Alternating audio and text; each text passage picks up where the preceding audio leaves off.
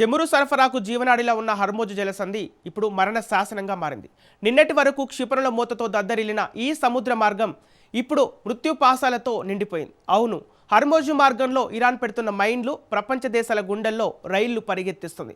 హర్మోజు మూత పడితే ప్రపంచానికి అందాల్సిన 5వ వంతు చెమురు సరఫరా నిలిచిపోతుంది.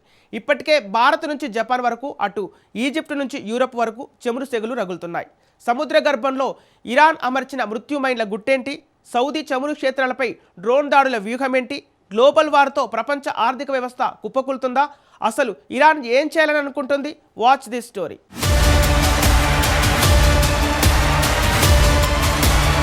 హార్మోజులో మైన్లను తొలగించడం సాధ్యమా?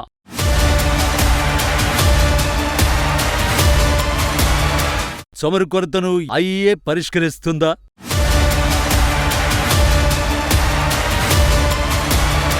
చమురుతో ప్రపంచానికి ప్రళయం తప్పదా?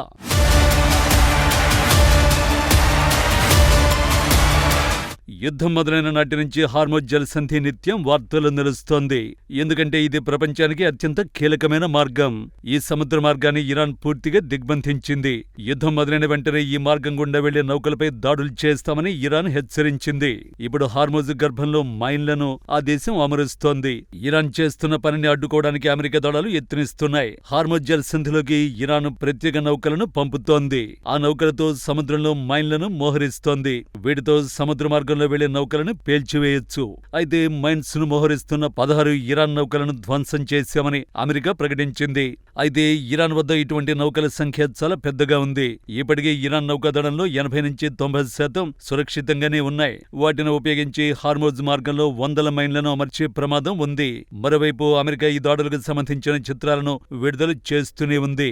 అధ్యక్షుడు డొనాల్డ్ ట్రంప్ వార్నింగ్స్ ఇస్తూనే ఉన్నాడు. హార్మోజ్ జలసంధిలోని మైన్లను ఇరాన్ వెంటనే తొలగించాలని ట్రంప్ డిమాండ్ చేశాడు. కానీ ప్రస్తుతం హార్మోజ్ జలసంధి యుద్ధ క్షేత్రంగా మారింది. ఒకవేళ ట్రంప్ డిమాండ్లకు ఇరాన్ భయపడి ఆ మైన్లు తొలగించాలనుకున్నా అంత సులభం కాదు. వాటిని తొలగించే వరకు నౌకలు హార్మోజ్ మార్గంలో వెళ్లలేవు. కాదని వెళితే పేలిపోయే ప్రమాదం ఉంది.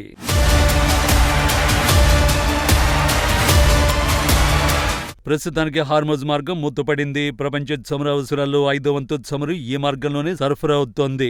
దీంతో ప్రపంచ దేశాలన్నీ ప్రత్యామ్నాయ మార్గాల కోసం వెతుకుతున్నాయి. ఈ క్రమంలోనే అంతర్జాతీయ ఇంధన సంస్థ ఐఈఏ తాజాగా కీలక నిర్ణయం తీసుకుంది. ఇంధన విధానాలను ఐఈఏ సమన్వయం చేసే ప్రపంచ స్థాయి సంస్థ. ఇప్పుడు ఆ సంస్థ చమురు నిల్వలను విడుదల చేయాలని ప్రతిపాదించింది. సుమారు 30 నుంచి 40 కోట్ల బ్యారెళ్ల విడుదలకు రెడీ అయింది. నిజానికి ఐఈఏ చరిత్రలోనే అతిపెద్ద నిల్వల విడుదలగా దీన్ని చెప్పొచ్చు. ఇవి సాధారణ చమురు నిల్వలు ఏమాత్రం కాదు. ఐఈఏ సభ్య దేశాలు అత్యవసర పరిస్థితుల కోసం చేసిన నిల్వలు ఈ చమురు. ప్రపంచవ్యాప్తంగా ధరల్ని స్థిరీకరించడానికి ఇప్పుడు ఈ నిల్వలను విడుదల చేయాలని ఐఈఏ నిర్ణయించింది. గతంలో 2022లో ఉక్రెయిన్ యుద్ధం మొదలైనప్పుడు కూడా ఇలాగే రిజర్వ్ ఆయిల్ ను ఐఈఏ విడుదల చేసింది. అప్పట్లో 18 లక్షల బ్యారెళ్లను విడుదల చేయగా ఇప్పుడు దానికి రెట్టింపు స్థాయిలో అంటే 30 నుంచి 40 కోట్ల బ్యారెళ్లను విడుదల చేయాలని లక్ష్యంగా ఐఈఏ పెట్టుకున్నది. అయితే ఈ ప్లాన్లో ఓ పెద్ద చిక్కుంది. చమురు నిల్వలు ఉండడం ఒక ఎత్తు అయితే దాన్ని మార్కెట్లోకి తీసుకురావడం మరో ఎత్తు. దీనిపై తాజాగా American bank of JP Morgan ఒక అంచనాను విడుదల చేసింది.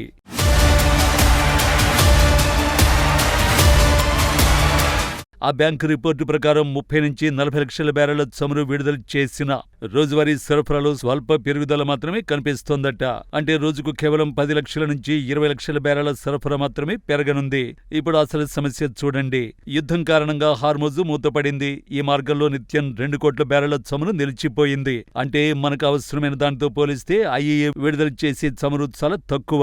అంటే ప్రపంచం నిత్యం 2 కోట్ల బ్యారెళ్ల చమురును కోల్పోతుంటే ఐఈఏ విడుదల చేసేది కేవలం 10 నుంచి 20 లక్షల బ్యారెళ్లు మాత్రమే. ఐఈఏ తన చరిత్రలోనే అతిపెద్ద వ్యూహాత్మక నిల్వలను విడుదల చేసినప్పటికీ మొత్తం కొరతలో కేవలం 6 నుంచి 10% మాత్రమే భర్తీ చేస్తుంది.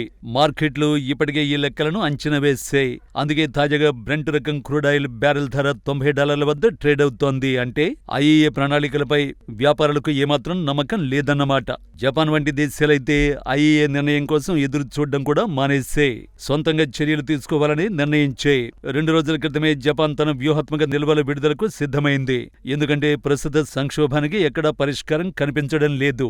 మరోవైపు సౌదీ అరేబియా వరుసగా వార్నింగ్స్ ఇస్తోంది. ప్రపంచంలోనే అతి పెద్ద చమురు సరఫరాదారు సౌదీ అరామ్కో నుంచి వార్నింగ్ వచ్చింది.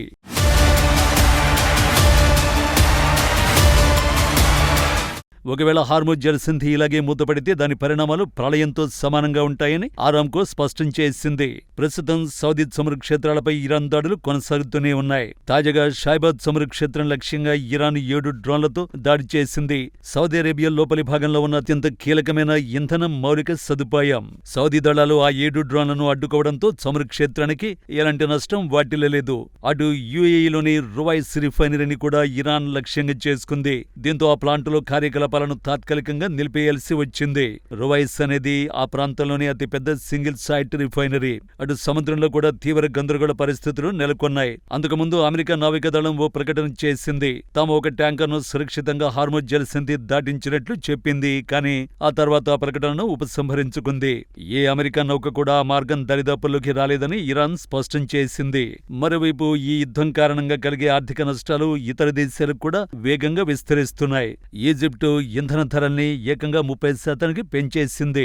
పాకిస్తాన్లో పెట్రోల్ బంకుల వద్ద భారీ క్యూలు కనిపిస్తున్నాయి. అటు యూరోప్లో European central bank chief Christian Lagarde కీలక హెచ్చరిక జారీ చేశారు.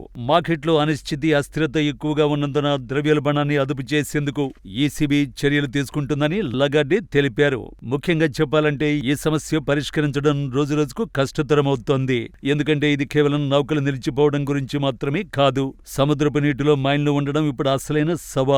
వ్యూహాత్మక నిల్వలు కొంతకాలం పాటు ఊరటని ఇవ్వచ్చు. కానీ యుద్ధం ముగిసే వరకు ఈ సంక్షోభాన్ని తట్టుకోవడం అంటే రాబోయే పెద్ద ప్రమాదాన్ని వాయిదా వేయడమే.